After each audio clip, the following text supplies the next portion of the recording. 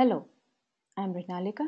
I'm a business analysis trainer and mentor with over 10 plus years of experience in IT industry. I'm a certified business analysis professional from IIBA Canada.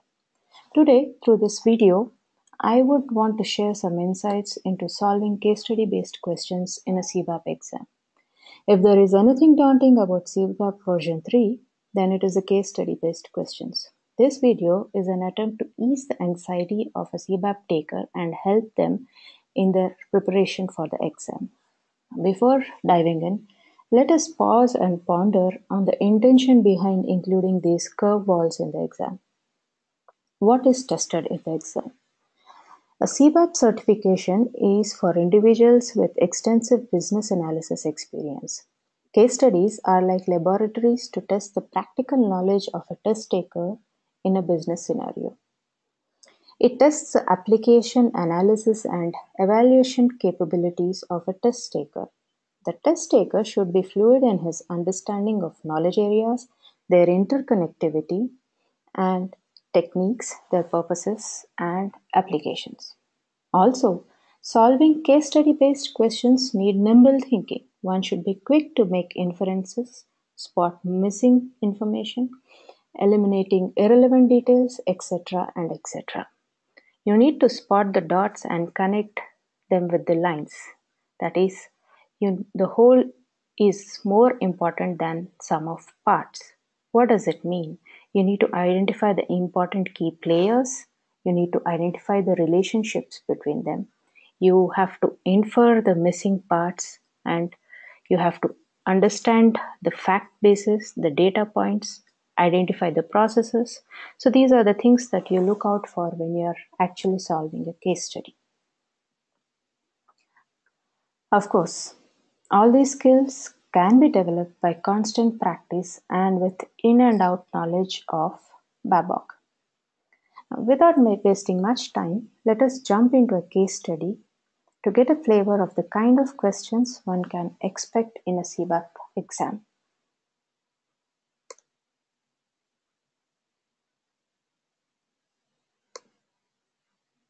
Now, this case study talks about a fictitious Korean multinational, Yumpape, which is a world leader in mobile phone manufacturing. Now, skimming through these two pages will consume 5 minutes of a test taker's time easily. This is where skills like active reading and nimble thinking will help. You need to pace your reading of case study in such a way that you spot all the relevant details on the go and you filter out all the noise and irrelevant information.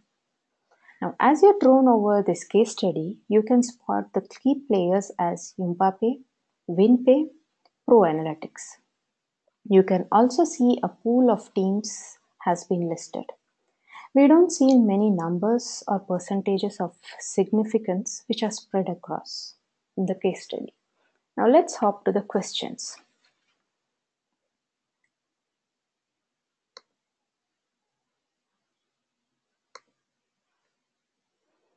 Now, the question 1 says that Trevor Smith from WinPay is responsible for ensuring the balance in factors including scope, budget, schedule, resources, quality, and risk. What role is Trevor performing? Is it a product owner's role, a process owner's role, technical lead, or sponsor? The answer here is technical lead. Now, how do you arrive at it? Product owner is an alternate job title of a business analyst. Process owner can be a domain subject matter expert. A sponsor is not responsible for scope, budget, schedule, resources, etc. Now, a technical lead is a common role listed under project management roles in BABOK. Okay. Balancing the project factors, including scope, budget, schedule, resource, quality, and risk, falls under the scope of responsibilities of a project manager. So, this is how you come to a conclusion that technical lead would be the most appropriate answer for this question. Now, let's move on to other questions.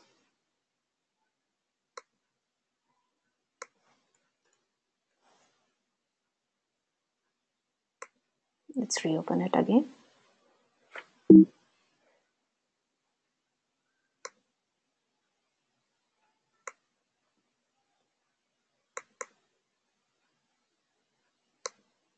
Yeah, here we go.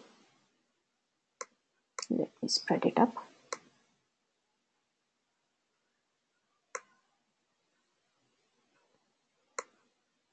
Yeah. The second question. Of the below requirements, which one will be the last in the list to be defined requirements by Pro Analytics?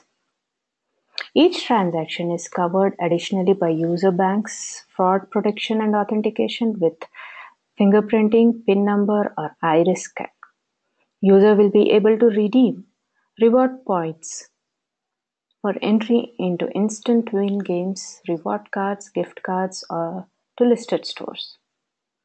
Yumpa Pay provisions users to carry their cards on device, allowing in-person in-app payments. When user upgrades or switches to other supported variants, Yumpa Pay provides ability to automatically transplant the card information, enabling continued usage.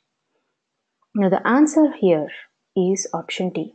It talks about the requirements which will be defined at the end. The first one is regarding the security aspects. So that falls into the non-functional requirements bucket. The second one is more about the capability of the solution being developed. And it falls under the functional requirements category. The third one is more of a business requirement. The last one, option D, talks about transition requirements. It addresses the business continuity aspect of the solution. Hence, this would be the requirement that is defined at the end. Now, let's try to move on to the next question.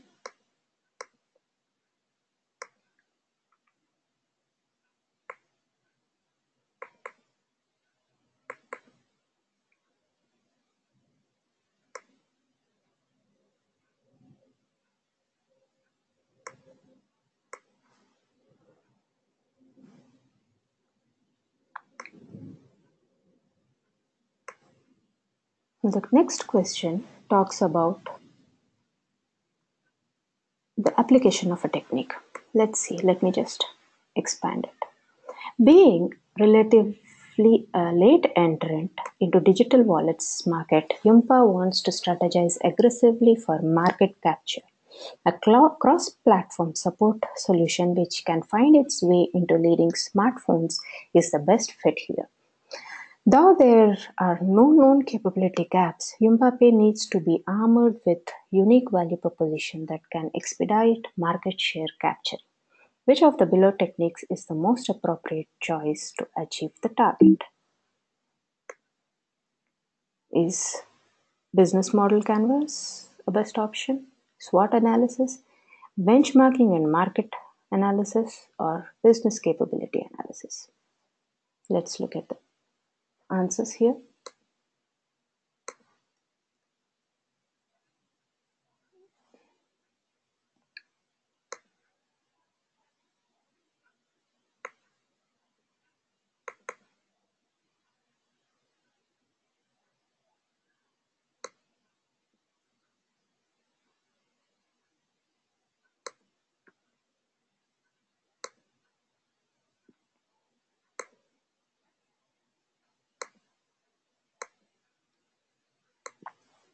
The answer here is business capability analysis. No, I'm sorry. The answer here is market analysis. Why is it the best fit here? Market analysis may identify differences in product offerings and services that are available from a competitor. Now, the question already says that Yumpa Pay is a late entrant into the market. Being a late entrant, it needs to do a competitor analysis, understand the strengths and weaknesses of the competitors, and it has to enable its strategies in such a way that it can stand up to the competitors already in the market. Okay, so in this scenario, market analysis would be the most suitable technique to be carried. Let's move on to the next question.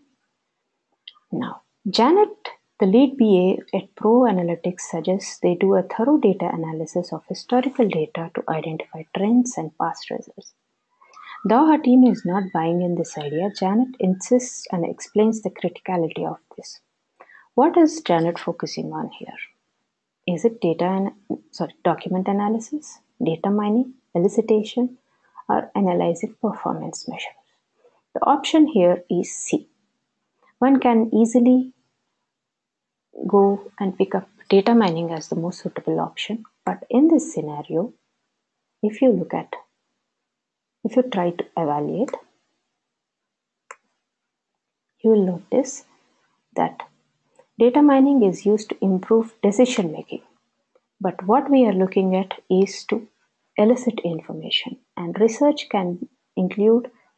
is one aspect of elicitation which has been listed in BABOK. And research can include data analysis of historical data to identify trends and past results. So in our case here, research would be the most appropriate answer. Now, if you see,